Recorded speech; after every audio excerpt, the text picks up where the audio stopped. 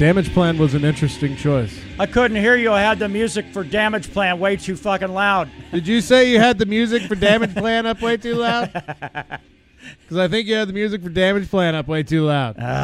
Well, the reason we're playing Damage Plan, not fun by any means, but what are you going to do? It is another Friday come around here again where we convene and discuss all manner of things pertaining to Mead, metal, and MMA. I actually kind of did the show up and right this time for the first time in weeks. Get all that shit out of the way.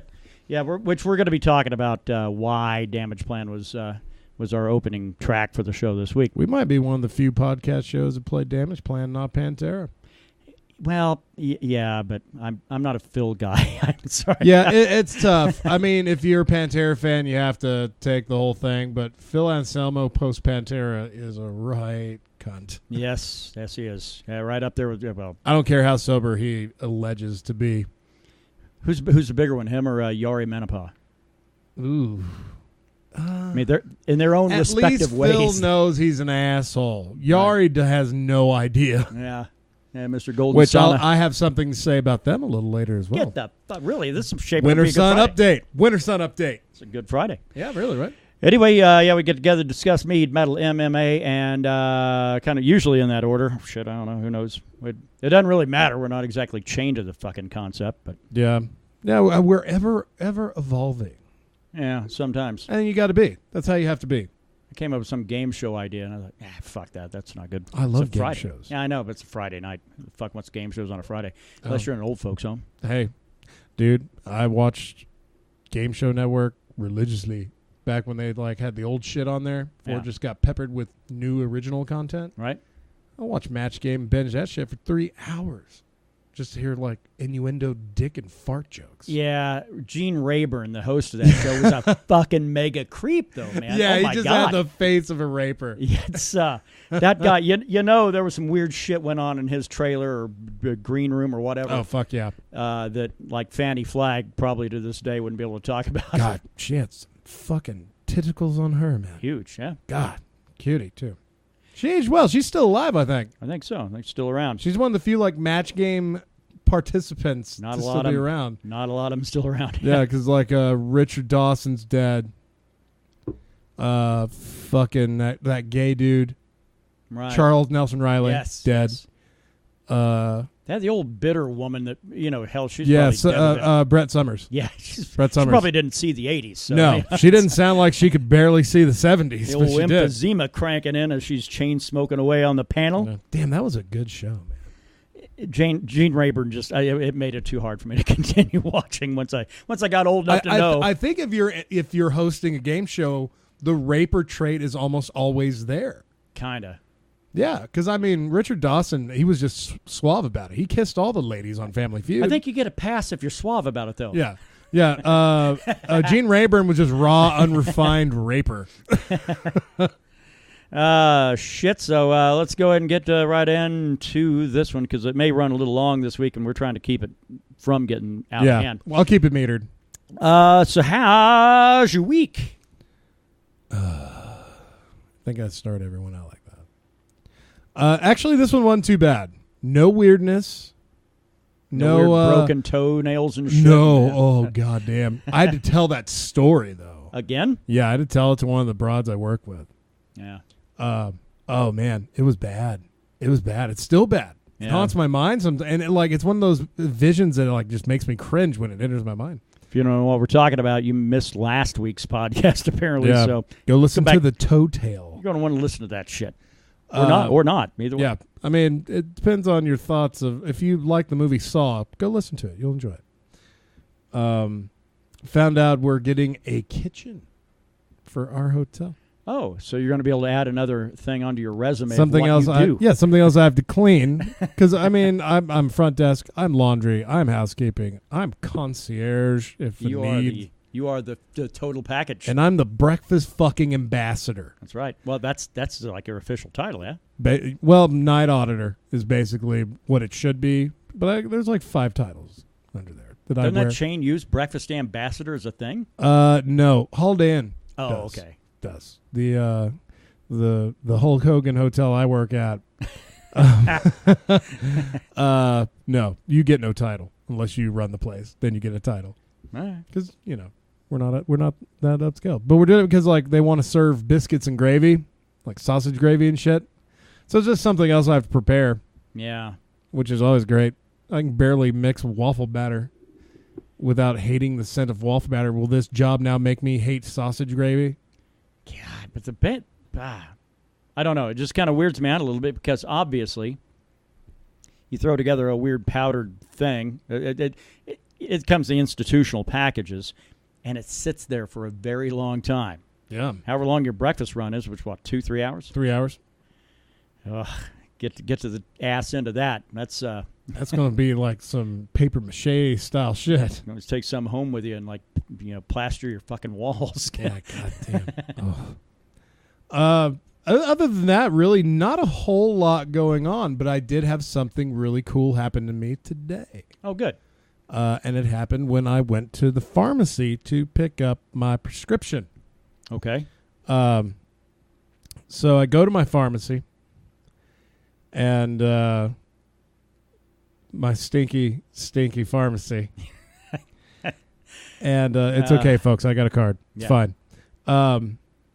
Go in, and as soon as I come in, there's like a dude in there playing the guitar and like singing. Okay. And a little older dude in a tie-dye shirt, of course, tie-dye shirt, playing a bongo. Oh, wow. And okay. they're playing like the hits between 2000 and 2004. And I go in there, and I'm making chit-chat with this new guy who's just like a tall, thinner version of me. So I guess that's all right. If we need another for tabletop gaming, we got one. Or anybody to fill in in a pinch whenever you can't make it. There you go, right? Yeah. I don't know. He seems a little jumpy, but he likes a fist bump. That's kind of weird to me too. I don't know why. But as I was sewing up my sail, the dude started playing Drive by Incubus. Right. And I was like, oh, cool. And he was doing pretty good. He was a little flat every once in a while because, this guy wasn't a legit performer. Just some dude that had a guitar that was in there playing guitar with a guy playing bongos. And while he's doing it, I'm singing song too. Because all the Incubus songs, that one I just listened to ad nauseum when it was new. Right. And the girl that I was telling you about earlier. Oh, the 90-pound Lisa Loeb looking gal, smoking hot gal. Yes. Yeah, that one. She was like, "Oh, you should go over there and sing." It's like, I was like, "Oh, fuck it, all right." So I go over there, and I don't sing the whole song. I'm a dude singing normal shit, but when harmonies are required, that's when I come in because I'm a sucker for a good harmony. Sure. So, yeah, for like 2 minutes, doing the last bit of Incubus with this guy in a dispensary in eastern New Mexico. It was pretty fun. That's kind of a unique experience, yeah. Yeah, it's certainly not one I thought I'd have on my list, but it's certainly one I'm glad I can check off now. Yeah. Okay. The healing qualities are true, man. They're there. Well, good for you. That's It's a little... I was not expecting that one. Yeah, I know. Usually, I know it's dire doom and death, which don't worry. They can't all be home runs, right? As far as my job goes, which is great for me. That's actually really good news because if you've got a lot of shit to talk about your job, things have kind of taken a bitter turn for the worse for the week. I know, and I'm sure there'll be the days will return of me just having horror stories. Oh, I'm sure. There's no doubt about it. But a headless person in the hallway, it wouldn't surprise me. It'd shock me, but it wouldn't surprise me. Right. Well, my problem this week is everything, it all involves fucking driving. Yeah. Only because the fact is we're in the summer months, so you see a lot of student drivers on the road. They got this big-ass yellow sign that says student driver. Yeah. I actually trust those little fuckers more than I trust most of the people driving around in our particular hometown. For instance, remember when driver's ed, when they'd tell you, oh, well, if you come to a four-way stop and you stop at the same identical time, the person to the right gets the right of way. Right. Every asshole I've encountered in this town over this past week, oblivious to that. Oh, yeah, no. They get up there and it's like, nope, my turn. Right. I'm going now. Yeah, a little disconcerting. I've also encountered people in the far right lane trying to do a U-turn back around the other way going down the U.S. highway here. Oh, son of a bitch.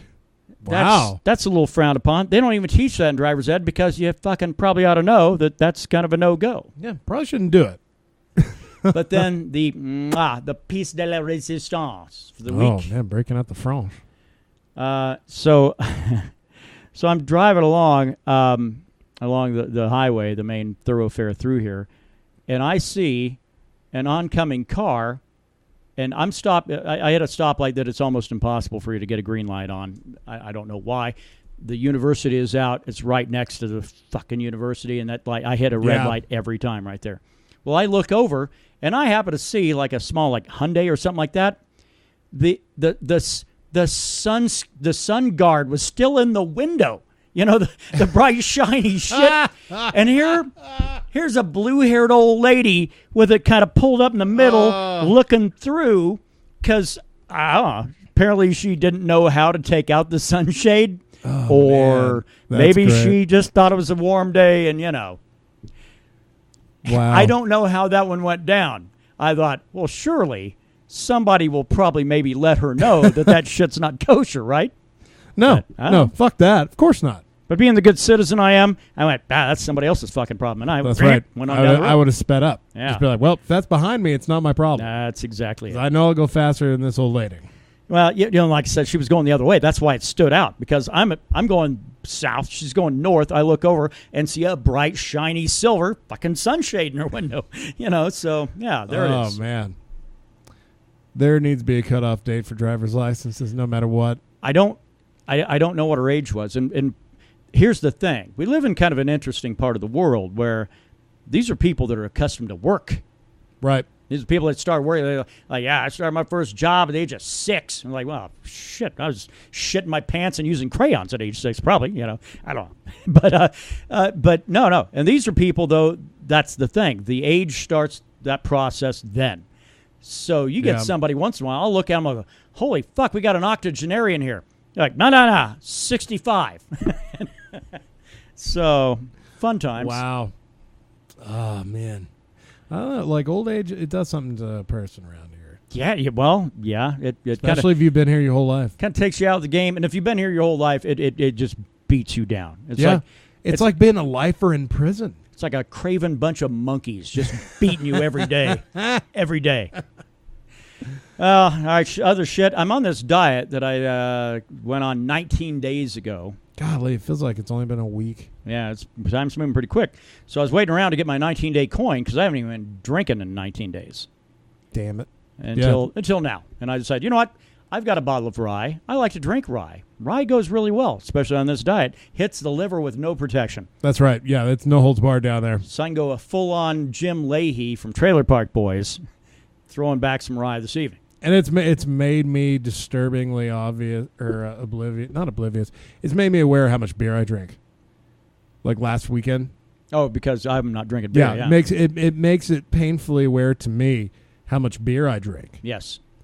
I mean, I'm moderately proud that I can still hold that up and like wake up the next day fresh as a daisy. But you know, when you've murdered an 8-pack and a 15-pack of Tall Boys over a weekend, 3-day weekend. No, that's right, because you start on Thursday, Friday, Saturday. Yeah. So. But you're throwing back 23 beers on your own over the course of just a few days. 23 large beers. And Thursday doesn't, well, you can count it, but you're limited to your intake on Thursday because, frankly, I got to wrap shit up because I got to, actually, only one of us has got Friday off. I'm still able to rock about 4 or 5 beer. Yeah. But then that means you're throwing back about 19 among 2 days. Well, the only thing worth doing is worth doing right. And again, these aren't small beers. That's 160 fluid ounces you're probably putting away on a Saturday. Could be a competitive drinker. Yeah. Well, good fucking luck because I'm going to be back off that wagon again one of these days here pretty soon. Yeah. Actually, 13 days from now. Yeah. Oh, what's going on then? That's when I get off the diet. There's no. And I will immediately pick up and start slamming beers again. Like a cheesecake. I thought it was going to be like National Cheesecake Day or something. You're just going to go balls deep on that day. No, I'm not a big sweet guy. I'm a big beer guy, though. Yeah. Well, you don't have to set a specific day for that. Well, but anyway, so yeah, this podcast and next week's podcast, I would say with some sobriety, but as I'd mentioned, I am putting back the rye this evening. Don't worry, I'll make up for it on this side. Probably, I'm gonna probably have 2 tonight and probably call it quits right there because again, the old liver's a little exposed with no carbs in the system. Yeah. So. But let's go ahead and move in. The Mead Metal and MMA part of the podcast. Mead. Well, here's one update for Mead that is kind of new. And that is, I'm growing a few things around here. Mostly fucking flowers. But I am growing some herbs as well. I'm growing some other shit, some things that are actually, I got a tomato plant going. Yeah. I'm growing green chilies. And if you know what we do with green chilies around here. Right around this time of year. Usually we have a batch of Green Man started by now. But we didn't start one this year, mainly because I don't want to start a batch while we still have a couple of bottles remaining. Right. I think we still have like 2, I believe.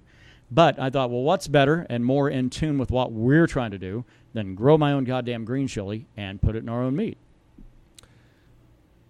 Short of harvesting our own honey, having an apiary or the like, I mean, that's about as homegrown Viking meat you can get. Right. We usually have it out, in August, September, something like that for the fine folk that like to enjoy their green chili when green chilies are getting roasted in eastern New Mexico. And if you don't know what we're talking about, if you're listening from some far-flung fucking place like Texas, but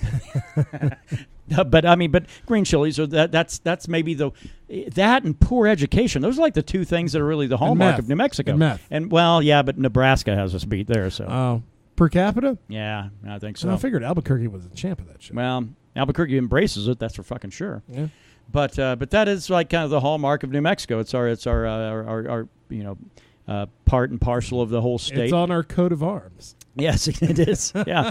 But anyway, so what we may do, I was thinking, is that if I can harvest enough green chili this year to supply what I require and also have some extra, a goodly amount, I think that's what we do. I think we have Green Man then make it more of a Christmas batch.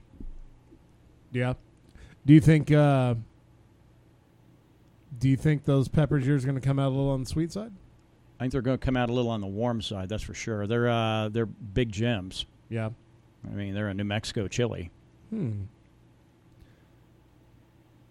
that fucking sounds good to me. Yeah. Well, we'll see how it goes. Hey, and if it fucking doesn't work, that's fine. Then we can still go and get our hands on plenty of green chili and, at least it would be Portales grown green chili. That's what they generally sell around here anyway. Well, that or Hatch, so. Yeah, which is about as local as one can get around here.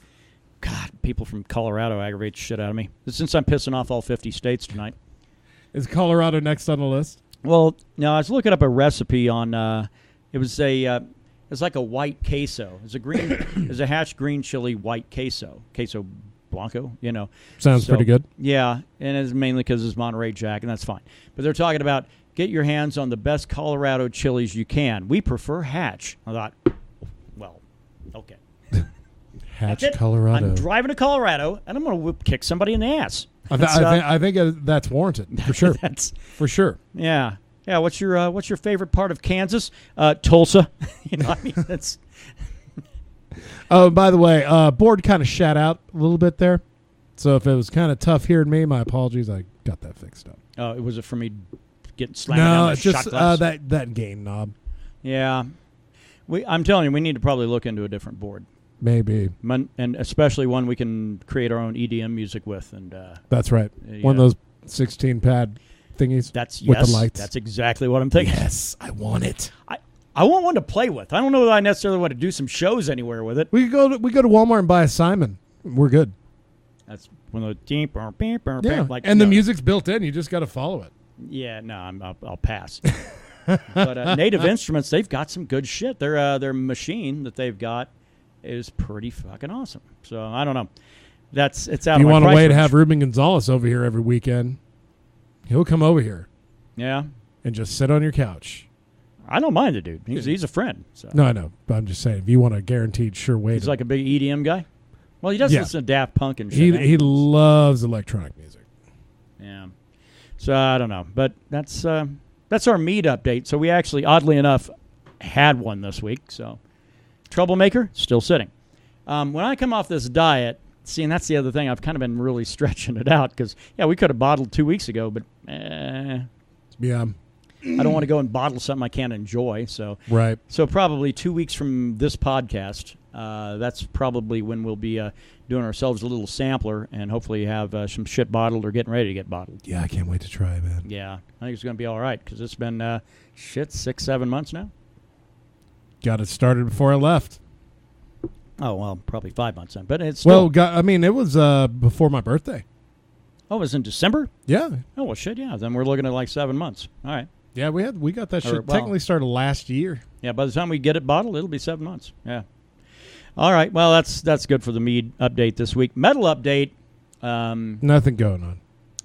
Yeah, we let in with Damage Plan this evening, as you may recall, for a specific purpose and certainly not a cheery one.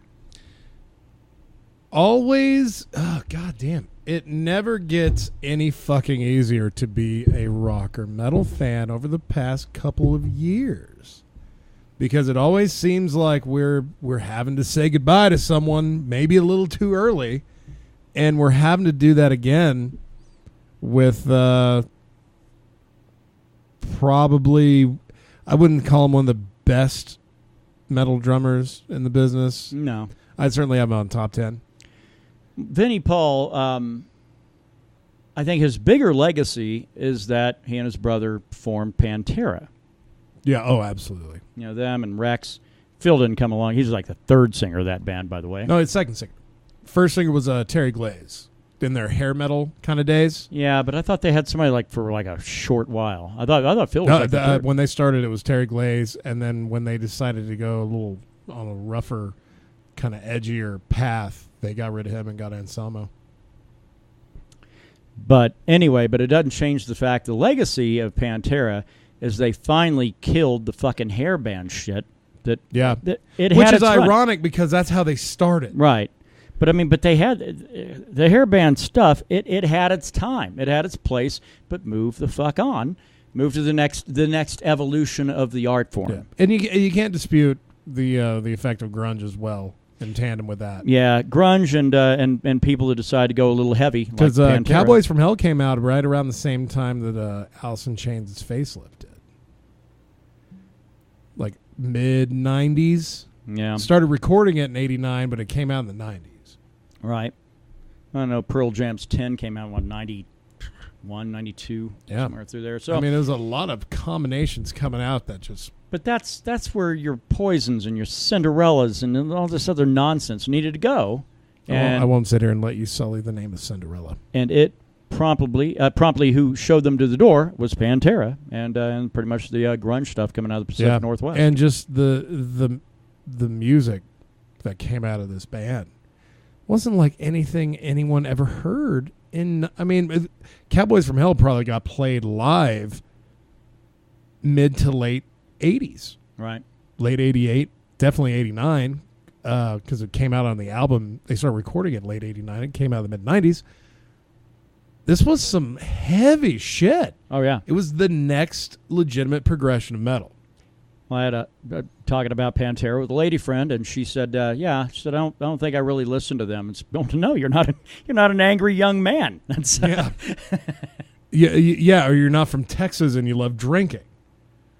Which, of course, is one of the bigger... the only band that had a bigger hallmark for drinking was Metallica. Pantera is right under there, So we had Vinnie Paul, and, obviously, you don't have Pantera without him and his brother. Phil Anselmo, whether you like him or not... he added to the package. The Abbott brothers were the ones that really...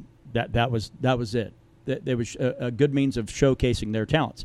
Yeah. I think Vinnie Paul, like you'd said, not the best drummer in metal. No, but like you go back and listen to Dominion, fucking great. He has shining moments. Now he actually brought that double kick thing that you hear everywhere now. Yeah, like pseudo blast beats, basically. Yeah, that was kind of really one of his things, and that's fine and dandy. And and if you're going to have a band that's, I don't want to really say that Pantera was like speedcore, but they were certainly fast. I would call them extreme metal. Yeah, But to be able to back that with the rhythm side of it, that's a challenge. So tip of the cap to anybody that's able to. What made Vinnie Paul great is what he and his brother did together. Right. His drums with Dimebag's guitar, that's really all you needed. Which if you had Dimebag's guitar player, boom, you got your rhythm and your lead right there in one guy. So do you find it kind of a weird thing that where you have essentially two members out of a four-piece band that broke up remaining, and they're not on great terms? It's real Beatlesque. Yeah. Well, they all. I mean, it's kind of Phil's fault Pantera broke up. Right. Which if Pantera never broke up, there would not have been a Damage Plan. If there hadn't been a Damage Plan, Dimebag probably would have been murdered on stage back in 2004. Which then created Hell Yeah. And, which it was fine, but you knew it was Vinny without Dimebag. Right. You could hear it. I mean, it was painful. It was painful. Well, and if we're being honest, Dimebag Darrell had a much bigger footprint than Vinnie Paul did. Fuck yeah. But that's because it's always that way. It's a rare thing that you have a drummer that has an equal, that's equally as recognized as anybody else in the band. I mean, you have to go back to the band, in order to find, somebody that where you have a drummer that's like that, or maybe back in Genesis with Phil Collins or whatever. But it's a rare thing. And Vinnie Paul wasn't really that guy, didn't seek it out. The interesting thing to me, from all the tributes you see, is that he was better known, not as a musician, but better known as being a good guy. And by God, if we can all claim that. Right. I think we're probably moving ahead as a civilization. Yeah. I had a fucking chance to see Pantera back in 96. But I fucked off in school and got busted for skipping. Yeah. And I couldn't go. Yeah, you're supposed to skip in order to go to Pantera, not, No, apparently the only things I successfully skipped for in high school was the premiere of The Phantom Menace. Ah.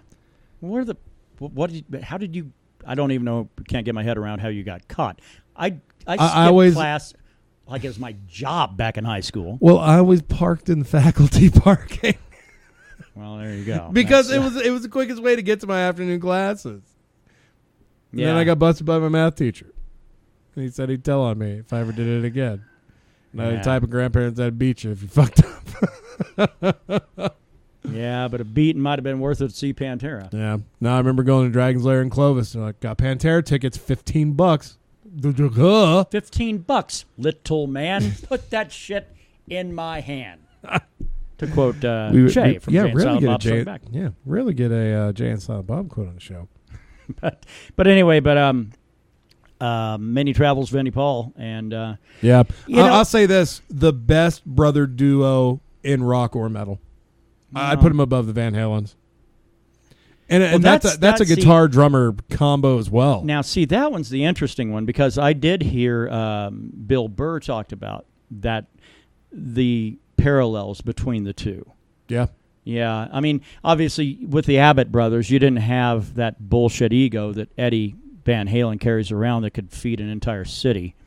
But the parallels are there, though. As you do. You have a remarkable lead guitar player and a drummer, I mean, how many people think of Alex Van Halen if you're talking about really good drummers? I mean, countless drummers that are fantastic point out that he's probably the most underrated. Yeah. The funny thing is, it's tough to pick who would you rather have. I don't know, but it is interesting that Vinnie Paul did say that Alex Van Halen was the most underrated drummer in the business. I guess that's true. I mean, Alex is pretty good. Yeah. I don't buy that. Underrated. If you're in Van Halen, you're not underrated for anything. Exactly. Yeah. I didn't really think so at all. Most underrated lead singer for Van Halen? Well, we might be able to talk to that point. Gary Cherone from Extreme. How dare he waste his dulcet tones on Van Halen? Lordy. I prefer Hagar.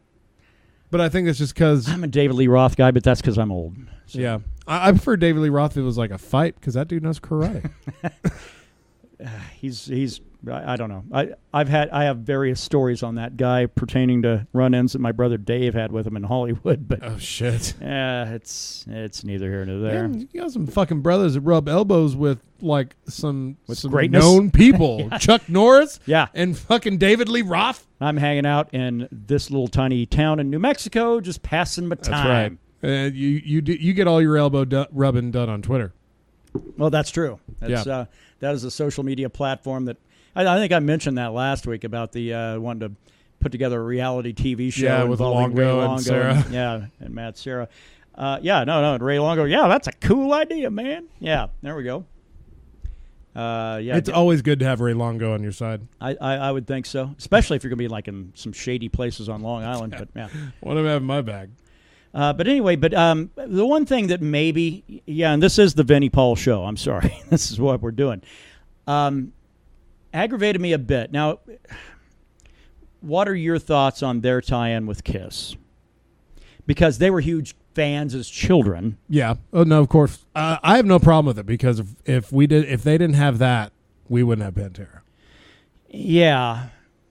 But then Paul Stanley puts out there that he said, yeah, I loved Vinnie Paul. He was always right there up front at all our shows when we'd play together, when they would open for us. Which is a real backhanded asshole way to kind of put it, isn't it? Well, you're not going to go to Paul Stanley for like legit heartfelt emotion. Or fucking anybody from Kiss for that matter, would you? Yeah. Ace Frehley be the one I'd be the first one to go to. That's just because he's insane. And those two, the ones that got shat upon. Yeah, the crazy ones. Yeah. Like I said, I'm fine with it. I mean, I think it's kind of gnarly that both Dimebag and Vinny are going to be buried in Kiss coffins. Which was, I guess, their desire, right? Yeah. Which Dime, in his Kiss coffin, of course, they loaded it up with like about 15, 20 bottles of Crown Royal. Right. But the most interesting thing they put in his coffin, Eddie Van Halen put the, remember the, from 2, the black and yellow guitar with the stripes? Okay, yeah. He's buried with that fucking guitar. No. Like the fucking guitar from Van Halen's 2. Sure. But why not? Well, if I thought I was going to die and I was going to be buried with like some form of metal fucking basically epic loot drop item, I'd be pretty happy. Yeah. The only thing tops that probably be buried in like Lemmy's hat. Yeah, I got to. Well, Lemmy had a pretty big dome. Yeah. I don't know what else would be really, really big as far as like I don't know. It'd be artifacts of metal. Oh shit. I'd say that fucking guitar Hetfield built out of the building, that garage. Yeah. That's pretty neat little artifact from a nearly lost fucking time. Anything Hendrix touched? Right. Yeah, exactly. Used rubber? Yeah. Anything like that? Probably, God, as much as I hate him, you'd probably have to assume probably like the Marshall head that, fucking what's his name from AC/DC ends up. Angus. Yeah. I mean, that was a special hand-wired job and everything else from Marshall way back when. In a Tenacious D movie, The Pick of Destiny,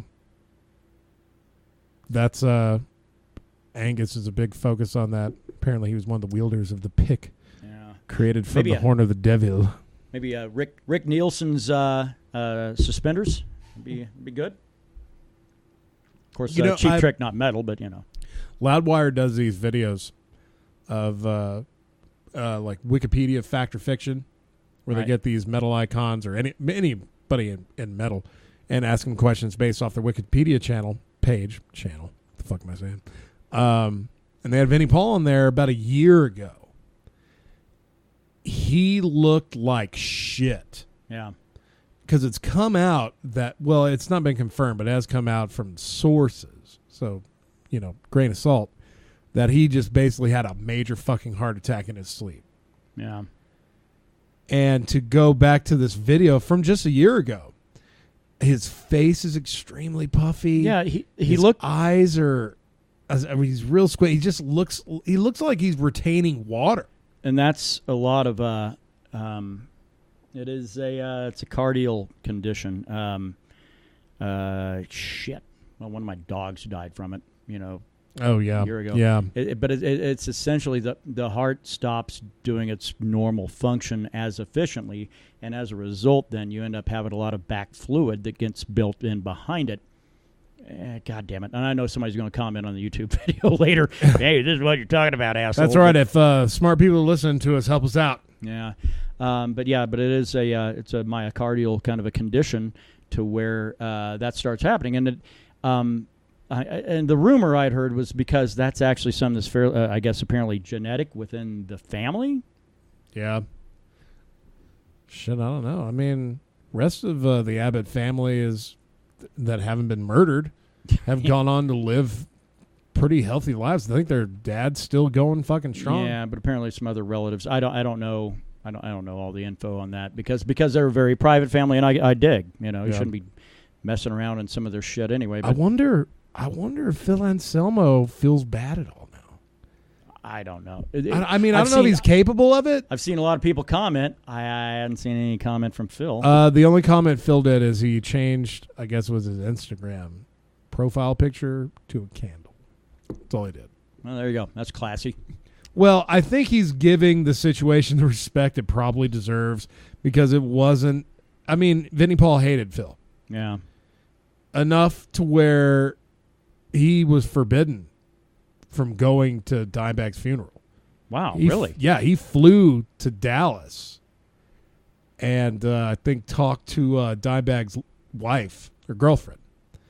And fucking girlfriend's like, if I see you here, I'm going to kill you. Yeah. So he was, he did not get to go. But like I said, it all goes back to Pantera breaking up. Fucking Phil had like huge heroin problems. Huge heroin problems. Yeah. And instead of working on Pantera shit, he was off doing Down. Yeah. So everyone's like, well, okay, cool. Well, I guess we're good here. And then Rex Brown went and did Down for a little bit. Well, Rex offered up public comments, said, last few days have been very difficult and painful. At this time, I need more time to process my feelings. Thank you for all the love that has been sent. A formal press release will be coming shortly. Rest in peace, Brother Vinnie. That was from 5 days ago. Well, what needs to be said? Yeah, I don't know. But Anselmo with the whole thing is just a candle. It's fine. It's better probably that than any bullshit he would actually have to come out and say. be like, I loved him like a brother. Yeah, which we just know keep it bullshit. Keep it solemn, keep it simple. Yeah, probably that might actually, you know what? That might be the best thing that Phil Anselmo could have done. Yeah, I got to agree. I mean, this guy has done the Nazi march on stage. Yeah. So it's not like he's the king of good decisions. Yeah, so it's a sad passing, and obviously we probably spent more time. I think the only time we spent more time on an artist passing probably Chris Cornell. Yeah. I don't know. We talked about Chester quite a bit, too. Yeah, I don't know. But, we've been going for a solid 20 minutes on Vinny, so, that's fine. Yeah. Anything else going on in the metal realm to discuss? Well, goddamn. If you come to me for birthdays, I have one. But it's a pretty good one. I'm a big fan of Men at Work. Okay, let's talk about the metal aspect of Men at Work. The Scottish-Australian musician, Colin Hay, frontman for Men at Work, born in this day in 1953. Those songs he did for Scrubs were pretty good. 1953? Yeah. So he's like 65. Yeah, so that means dude was in his mid-30s or so when they really found success, early to mid-30s. Yeah. Yeah. It was always weird because he kind of has like a little cockeye thing going. Well, he's Australian. And Scottish. Don't leave that part out.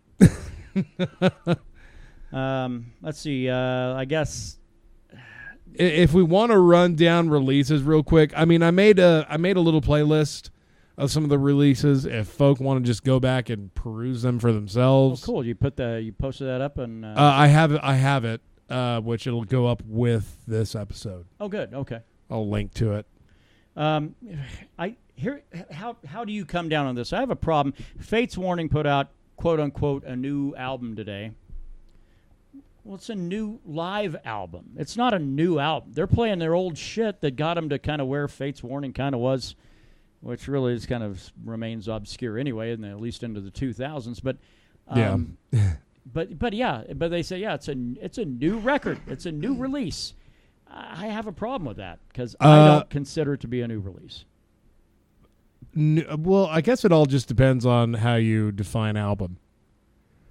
Well, a new batch of content that came out that the public can consume. Okay, new album, no. New release, yeah, because it is. It's a release that's new that people didn't have access to before. Because we rarely ever even mention these because of the fact it's like, wow, it's a fucking live album. Well, I mean, okay, look at Metallica's S&M. It's a live album. Okay. First mention of it on this show, but okay. Yeah. Wow, I'm surprised.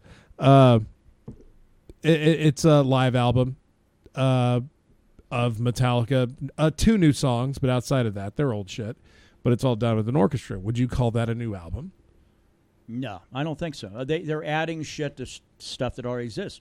Let me bring it up to another one because it's Appetite for Destruction. Guns N' Roses put out their $1,000 record today. I don't know if you'd want to drop $1,000. $1,000. $1,000. Who would pay $1,000 for anything music related? Assholes that would buy the Vault thing from fucking Gene Simmons. They need to start talking to Winter Suns fans, which don't let me forget to talk about them before we fucking move on. But now that's like the big primo thing. Now for like, I don't know, $20 you can get the double CD set. So it's Appetite for Destruction, moderately agreeable, and a bunch of other shit. That's what it is. But it's under Loaded and Ready or some shit like that. I forget what the fucking type, but it's Appetite for Destruction. I think Loaded and Ready, I think is what they added. Ready and Loaded, some bullshit. So, but it's still a platinum record that they're putting out. And hey, here's a bunch of shit that we didn't think was good enough way back when. So here you go, because they're obviously not writing new shit. Yeah, I don't think they're. Are they ever going to work on new music, or are they just going to tour for perpetuity? Why would you? Why would? There's no need. I don't want to hear. It always weirds me out when you get a band from like the '70s that is fucking touring and they're still writing new music. Yeah, like Journey or somebody like that, or fucking Steve Miller Band. It's like, yeah, we just want to hear the Joker. Well, Journey doesn't have Steve Perry anymore, right? No, they it's got that that Asian guy from the Philippines. Yeah. Yeah, he's all right. But yeah, but they're writing new music. And it's like, would you stop it? We know you for one thing, and that's all we want to know you for. So yeah, please just please allow us this one thing. Oh man. Also, but anyway, those are my 2 weird ones today. Glass Lungs has got one out today, and if you heard an audible sigh, it's because I don't know whether to like them moderately or hate them. Yeah, they're on the cusp of being really, really good, or not really, really good, but being good or really, really bad. They're on the cusp of being not bad or really bad. It's one of the two. Yeah, they fall in this weird yellow card is kind of what I want to say.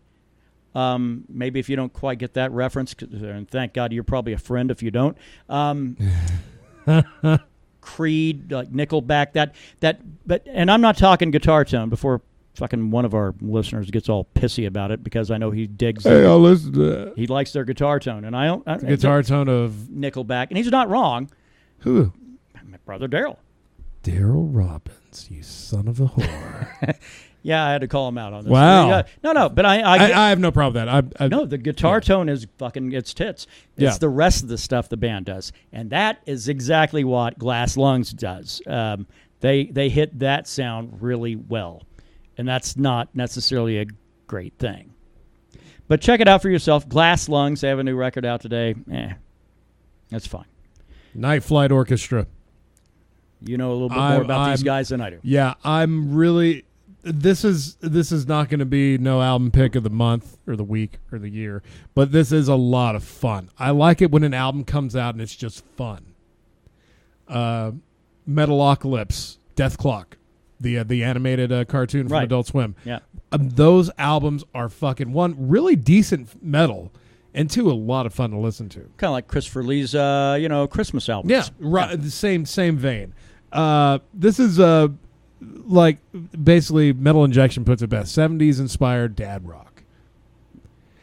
And the lead singer Soilwork, who has some serious pipes. Yeah. You know? He actually kind of missed his calling. He should have been born 20, 30 years earlier and could have been in a metal band back in the 80s. Fuck yeah. Yeah. He certainly was born. He should have been born at a different time. Night Flight Orchestra. Yeah. Might want to check it out. Remember Soilwork, which is the lead singer and I believe the guitar player from Arch Enemy? Yes. Yep. All right, on to the next one. I need to do more research because I didn't realize this one was a weekend assignment. The band is Shilmagognar. I love that name because it looks hard to say, but if you read it, it looks really easy to say. Yeah, it's Shilmagognar. I'd spell it for you, but it'd take me a half an hour to do so. No, Shylmagognar. Well done. I think it consists of 3 or 4 tracks, and it's like a 58-minute album. So these guys are kind of touching me, kind of where Moon Sorrow did when I first kind of got into them. It's like, oh, this is only a 12-minute song, a short one, huh? Yeah, I know you heard a different track, and I heard a different track. I heard the title track, Transients. I really like atmospheric metal. I really do. Something that I can just put on and kind of just drone out to. I do like how Metal Injection put it. Sounds like the soundtrack to Lord of the Rings run through an atmospheric black metal prison. Yeah. And it does have the Transients certainly does have that vibe. Really cool. I wouldn't call it the end-all, be-all of the year, but certainly a bright spot in a pretty lackluster week. Well, and it's kind of missing certain Finnish ethnic instruments for me to really say that bears parallels to Moon Sorrow, but it kind of does. I'd say in the mixing of the song. Yeah. The vocals are a little bit in the back, heavily distorted. The guitar, the time signatures are ever-changing. Right. And you got some pretty gnarly synth on the back end. Right. It has the hallmarks of it, just maybe not the soul of it. Yeah. So I'd listen to No Child of Man Could Follow. I think it's a good track. It's probably what we'll actually close the show with, I think. Yeah. But check it out if that's your thing. If you like the harsh vocal, if you like a real heavy kind of a driving, I don't know, Moon Sorrow-esque kind of a track, check them out. They're worth it. Yep. So before we get on to the MMA portion, the big talking points of that, how would you like a Winter Sun update? I think that'd be great, especially those that give us thumbs down every time we talk shit about them. I actually take that as a badge of honor. Yeah, so, I wear it on my sleeve. Winter Sun posted an update today talking about the future. Building onto the sauna. So when they got all this money, the Kickstarter was supremely successful. They got 6 figures. I can't remember. The fans are kind of dumb, but yeah. Oh, goddamn. You are not kidding. But one of the understandings to this crowdfunding venture was that if we get this amount of money, we'll be able to put out this album. We'll be able to put out future releases. We'll be able to build that studio and finally put out our own things without having to worry about having the backing of a major record company. Well, we would all be wrong to assume that. Well, then what the hell was the crowdfunding for? Well, apparently the crowdfunding was just for money because there's going to be another one. Because he wanted a sauna. I don't know what he fucking wants. I think he's really trying to fleece his fans. I think Yari is like, look, hey, thanks, everybody. I was able to build that studio that you guys funded and everything else in my sauna. You know what? It would be really cool is if I could build a house onto said studio, a mansion, as it were, so I could live like, Ozzy did back in jolly old England here. Yeah, whatever happened to the money you made from making great music, putting that back into the machine? No, he's a bastard. That's what it is. I mean, goddamn it! It's if this shit gets announced before the winter fucking snows, it's going to be a cold one, ladies and gentlemen. Well, good luck on that because you can only go back the well so many times. And I think a lot of their fans, too, felt like they kind of got fucked by that whole, the seasons. There were a lot of comments on this post where people were like, another crowdfunder? Be awesome if I could see it, if I wasn't banned from the page. I know. They apparently allowed me back in their good graces. Every time they have a new release, and then I go and I do my thing, and suddenly I'm gone again. So, which apparently that means I get banned like every 8 years. So that's pretty good. At least they let you back whenever they put out a new fucking album. Yeah, I think that lasted like a week and a half. All right, on to MMA if you're prepared. Yes.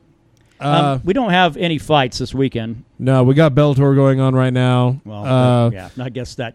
Yeah, we'll have to start talking more about the Tuesday Night Contender Series if they start rattling off as good as they've been. We still need to watch last Tuesdays. That's where we have a problem, is because then that means we actually have to start watching the shit on a Tuesday or a Wednesday or Thursday, so we can talk about it on a Friday if that's the direction we want to go. Then we'll see. Maybe on dead weekends it might not be too bad. But we have a huge one coming up next weekend. I don't want to steal next week's thunder. Oh, no, fuck that. No, there's going to be a lot to discuss next Friday. What we need to do, though, is talk about kind of some of the shocking turns that have happened in the sport this week. Before we get to the retirements, I'm a fan of James Vick, or I try to be. God damn, that guy's a hard guy to be a fan of. James Vick, the Texecutioner. Yeah. When saw him in Austin, I was like, man, he's going to put this guy, Trinaldo. He's fighting Trinaldo. Yeah. I was like, man, he's going to put Trinaldo away in a heartbeat. No, that might have been one of the slower fights in the entire card all night. In a night that was chock full of first-round finishes. And this one in his home state, what he wanted. Yep. And it was, he won by a very lackluster decision. Right. Yeah.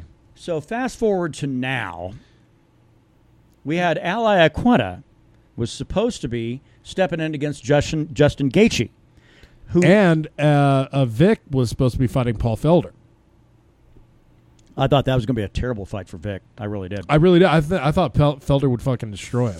That dude is looking great all the time. Terror now. But anyway, so Ally Aquina drops out. I don't know. He had to go wrestle in the backyard somewhere. I don't know what. I don't know what had to go drop some elbows. Had to go bitch at people about booing him. But he drops out. I don't know why. I don't know, injury maybe or something. I don't know what it was. Ally Aquina's an odd cat. So anyway, so then UFC needs to find a fighter to plug in to fight against Justin Gaethje. Well, as it turns out, James Vick immediately jumped in the process of letting the promotion know, I'm ready. Well, and he's been bitching that he hadn't been getting a legitimate top 10 opponent. I kind of agree because he's undefeated in the UFC. Yeah. This is the door opener for him. Yeah, because Felder is not ranked, and that was the fight he was initially signed on for. That's right. So I mean, and I kept thinking, it's kind of shitty. Paul Felder ended up, I think, getting the better end of it though, because Paul Felder was left without a dance partner, and he was kind of pissed off about it. Right. But now Felder is going to be fighting Platinum Mike Perry, which should be he stepped in on that one? Yeah. Oh, man, I saw that one opened up. Cowboy Cerrone was actually interested in that one, but there's no way in hell they're going to let him fight that close after his last fight in Singapore. After around like that. On top of that, he's a daddy anyway. So. Yeah. He's wanting to go back to lightweight, too. Had a kid a couple of days ago. Yeah, that's exactly it. He's wanting to go back to 155, and I think he should, unless he's having trouble with that weight cut. But, right. He's just a cowboy. That's all. But by the way, he did lose. Yeah, but that's all I'm going to say about that. So anyway, so we get James Vick fight against Justin Gaethje, who actually James Vick, and maybe not completely unrightly so, calls the human punching bag. Yeah, I'm curious to see the adjustments Gaethje makes after realizing that World Series of Fighting style he has ain't going to work in the UFC. Gaethje's got some weird fans. They're very supportive. Yeah, count me on them. Count me among them. I mean, it's mainly because I saw his debut. They the thing is they remind me of me in my halcyon days of supporting Anthony Rumble Johnson. God rest his soul. Well, he's talking about, speaking of somebody running a dispensary, that guy. Yeah, right. But yeah, he. My problem with Rumble is that we were led to believe that this guy was a wrestler in junior college, and by God, a really good one at that. And I'm like, cool. He's going to fight Daniel Cormier, so he can maybe prevent some of these takedowns with his wrestling ability and be able to lay them heavy hands. Well, as it turns out, the guy's got fucking zero wrestling ability. How many fights have we seen Gaethje in now in the UFC? 5? Three. It's only 3? He fought Johnson. He fought Poirier. Lost against Eddie Alvarez. And fought Alvarez. I thought he had another one. No, that was it. He's only had 3 fights. So Alvarez was his last one? He's only been in the UFC a year. Or his last fight was a year ago. His first fight, I mean. All right. Well, that means I'm probably a little off. I thought he had more than that because I thought Well, here's a guy. No, with all the damage he's absorbed, I'm surprised he's fought 3 times in under a year. Yeah. Well, so this fight going on it's going to be going on in Lincoln, Nebraska, which, by the way, I did look. I thought maybe it's a 12-hour drive. I don't know if I'm up for that. I'm up for 7, a little over 7. Fight Night, Wyoming. Let's do it. I thought about it. I thought about it for a moment. I guess you're right. He's 1-2 in the UFC, but he is ranked. So what are you going to do? Yeah. But yeah, he did lose to Eddie Alvarez, lost to Dustin Poirier. Yeah, he lost to Dustin Poirier on my birthday. Shit, that's right. Okay. Well, anyway, so he's going to be fighting Michael Vick, or not Michael Vick. That's the Michael Vick. James Vick. Michael Vick, the dog guy.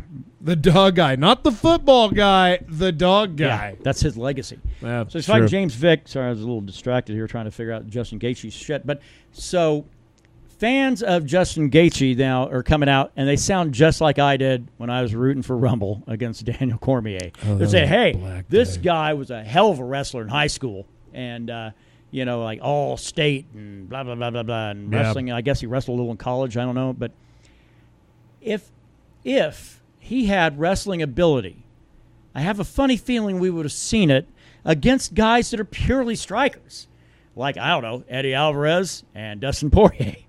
Yeah. Now he's facing a guy like James Vick, who really kind of wants it to go to the ground. Is he going to break out his wrestling skills now? I hardly think so. I don't know. It all depends on what he means by changing his game.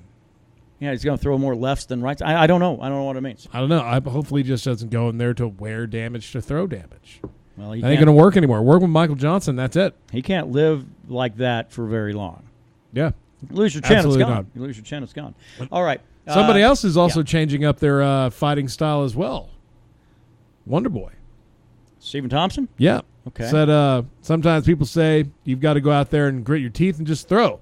It's never been my style, but I think I need to be a little bit more aggressive instead of counterpunching.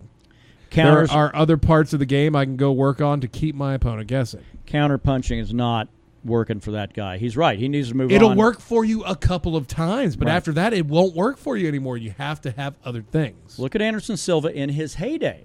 Yeah. Anderson Silva, he was a hell of a counterpuncher, but guess what he also did? He also fucking pressured you and threw. Right. And he was elusive as a motherfucker. That's the whole thing. You can be a counterpuncher all you want, but by God, you better still be able to step in and bring it when that has to happen. Right. Otherwise, if you're going to be known as, that guy that's a counterpuncher, well, then you're going to get guys trying to circle away from your power, try to land a combination, maybe even if not that, at least land an exposed hook and back away before you can counter. Right. And it becomes almost like a dance. It becomes easier for you to be able to work against a counterpuncher knowing that they're not going to initiate some contact. Right. Or at least substantial contact. Yeah. But all right, let's talk about the retirements. Well, we got 3 of them. Yeah. It was a busy week. We'll just go down the list that I have on the old Lappy murder station here. Rashad Evans calling it quits after that fight at 225 with Anthony Smith. I thought he was going to actually retire in the octagon, take his gloves off. I wish he would have. Yeah. I think he knew he was done after that fight. Sure. I don't know why. Maybe he thought he wasn't. And then after some really long, hard time, he was like, yeah, I'm done. Yeah, no, it's lost time to his go. last 5. His last wins came against Dan Henderson and Chael Sonnen. Yeah, man. He hadn't won since November 2013. This guy, I always have a soft spot in my heart for Ultimate Fighter winners, especially ones that end up winning the belt. Can't argue with what Rashad's done. He's looked amazing, and he's also looked horrible in there when Machida knocked him out. His last 5 fights, he's looked worse with each passing fight. Would you call him a legit champ, even though he didn't successfully defend the light heavyweight belt against Machida? That's what's always a problem, isn't it? Because if you win a belt but you don't defend that belt, a lot of your purists are going to say, "Look, you got to have at least one title defense." I mean, he defended it, just wasn't successful. Yeah, and the problem also becomes I don't even know if he's a UFC Hall of Famer. I would say so. Would you? I'd say so, yeah. Because I think he's kind of one of those that's kind of on the border. I think tenure will get you into the Hall of Fame. Well, that's probably right. And this guy won the Ultimate Fighter 2. Yeah. Yeah, and he did win a title. Didn't defend it, Yeah. but he won. Yeah, He's fought in the probably he's Hall of fought in Fame. the UFC since November of 2005. I think a 13-year reign doing your thing in light heavyweight and middleweight. That'll get you into the Hall of Fame next year, no doubt. Yeah. Well, yeah. I don't know about next year, but he'll be an eventual inductee. There's a pretty quick turnaround on this these days, it seems. Yeah. Rashad's a big enough name where I think it's warranted. Yeah. Get him that Hall of Fame contract, keep him working. The second one, which probably won't take too horribly long, Josh Koscheck calling it a career. Which is weird. I thought that guy retired like 3 years ago. Yeah, he had that one fight in Bellator in February of 2017, which he lost by TKO in the first round. Yeah. Dude dropped his last 6. Woof. Hasn't won since February 2012. Yeah, no, it's he will not see the Hall of Fame, No. and probably a well-merited retirement. Yeah. I mean, this guy was on, I think he was on season 1 It was of a The long Ultimate time Fighter. ago, Yeah, he was on the first season of The Ultimate Fighter. He fought GSP for the belt. Right. He's got that. I mean, that's probably his biggest accomplishment. Yeah. His other biggest accomplishment is, let's see, when did that fucking fight happen with, when he fought Rumble. At welterweight. Back at UFC 106, which both got Submission of the Night and Fight of the Night awards with Rumble As when choking Rumble's him out. Suddenly figuring out he was running out of gas at I 170. can't even picture him weighing 170 pounds ever in It's- his life and it's still pretty being crazy. alive. But yeah, fuck off. Fairy tales. Fairy tales to you, Josh Koscheck. Yeah. Fairy tales and happy trails. There's a T-shirt right there. Lastly, which was kind of the big shocker, Johnny Hendricks saying goodbye to MMA. Really? Well, here's the problem. Dude could not make 170 again. That's where he kept swearing up and down he should fight at. And then when he couldn't make 185 that one fight, well, he's this very small middleweight. And he's got that weird wrestlers, I'm going to lunge and punch at you.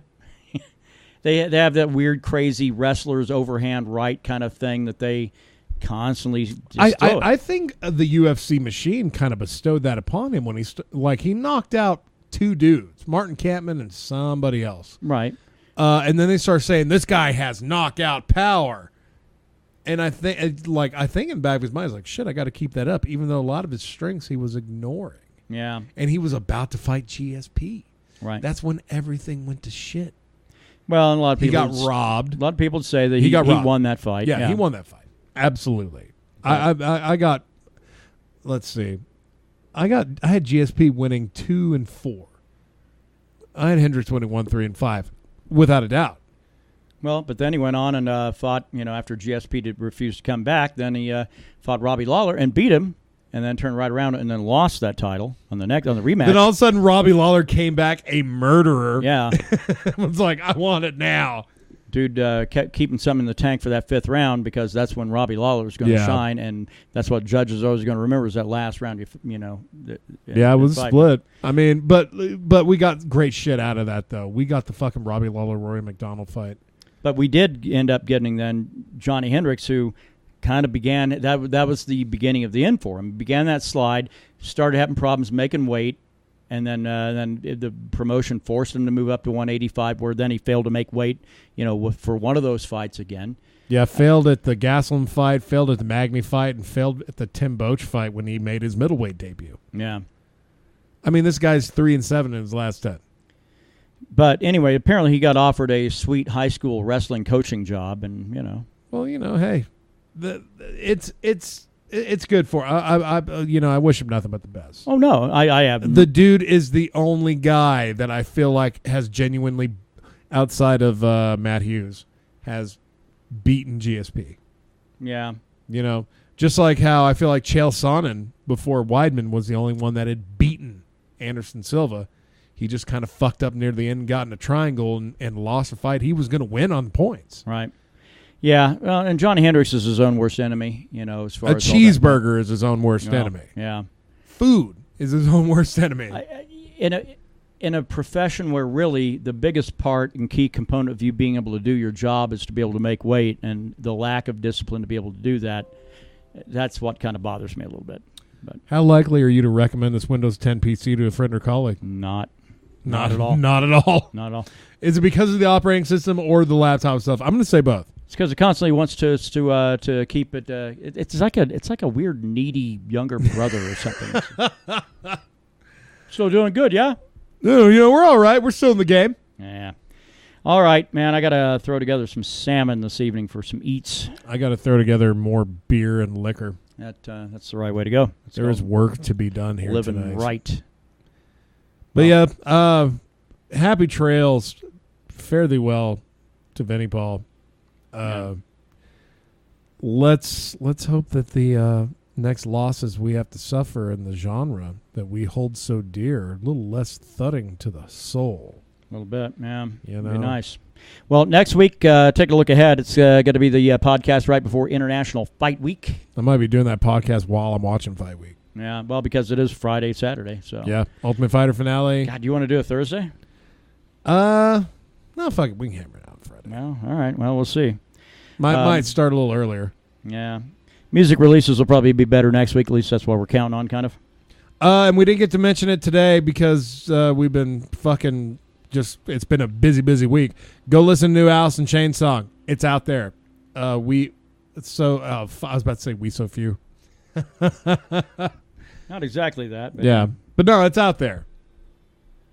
Yeah, that's they've released the album name is going to be Rainier Fog, like as in the mountain, Rainier Mountain. Looking forward to hearing it. Looking forward to hearing them live. Yeah, we're definitely already all over that. I think at this point we keep bringing it up. We're just rubbing it in, but oh well. Bitches. That's all right. There are people that probably live in better parts of the world than we do that listen to this. Like, we get to see these awesome concerts whenever we want. Yeah, y'all bitches have to travel.